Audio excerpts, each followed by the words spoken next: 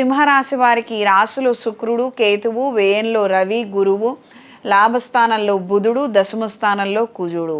ఆలోచనల నిమిత్తం మార్పులు ఎక్కువగా ఏర్పడుతుంటాయి.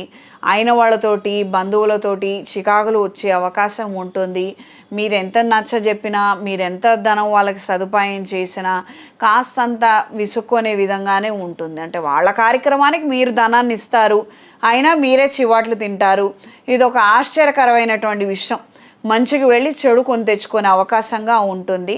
కానీ మీ బాధ్యతలను మీరు నిర్వహించాలన్న ఆలోచనలే మీకు ఎక్కువ శాతంగా ఉంటాయి. పెట్టుబడుల విషయాలలో జాగ్రత్తలు అవసరం, ఆరోగ్య విషయంలో జాగ్రత్తలు అవసరం. మీరెవరినైతే స్ఫూర్తిగా తీసుకుంటున్నారో వాళ్ళు మంచివాళ్ళ కాదా, వాళ్ళు ఎలా ఉంటున్నారు, ఏం జరుగుతుందన్నది చూసుకొని ఆ ప్రకారంగా మాత్రమే స్ఫూర్తిగా మీరు భావించండి. అంతవరకే.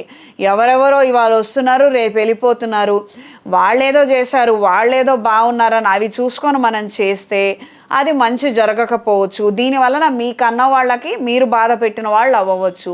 ఇది తెలుసుకొని మెలగండి. స్నేహితుల ద్వారా కొత్త అలవాట్లయి ధన నష్టం జరిగే అవకాశం ఉంది. అప్రమత్తంగా ఉండండి. ఈ రాశి వారు ప్రత్యేకంగా ఈ వారము ప్రతిరోజు దుర్గాదేవి అష్టోత్తరం చదువుకోవడము, అమ్మవారికి ధూప దీప నైవేద్యాలతో పూజను సమర్పించడం వలన నరదిష్టి తొలగిపోతుంది. మీకు చెడు చేయాలనుకున్న వాళ్ళు మీ జీవితంలో నుంచి వెళ్ళిపోతారు. దీని వలన మీరు మంచి ప్రయోజనాలను పొందగలుగుతారు. ఈ రాశిలో జన్మించిన స్త్రీలకు కొత్త ఉద్యోగ ప్రయత్నాలు కలిసి వస్తాయి. చేస్తున్నటువంటి పోరాటము, చేస్తున్నటువంటి ప్రయత్నంలో శుభ పరిణామాలు అనేవి పొందగలుగుతారు. ఒకానొక స్థలాన్ని అమ్మివేసి రుణాలను తీర్చాలన్న ఆలోచనలు అంతంత మాత్రంగా ఉంటాయి. 10 రూపాయలు ఉంటే 3 రూపాయలకి ఇస్తారా, 4 రూపాయలకి ఇస్తారా అని అడిగేవారే తప్పించి 10కి ఇచ్చి తీసుకుంటామనే వారు మాత్రం దొరకకపోవచ్చు. ఇది పెద్ద సమస్యగా మారవచ్చు.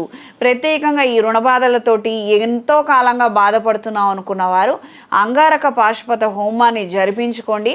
దీనివలన మీరు ప్రయోజనాలను పొందుతారు.